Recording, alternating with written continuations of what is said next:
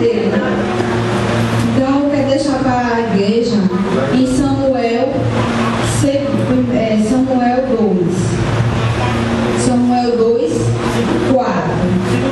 2 Samuel 2, 4.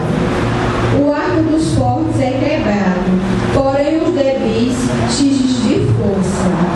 Os que antes eram fartos, hoje se alugam por pão, mas os que andam famintos não sofrem mais fome.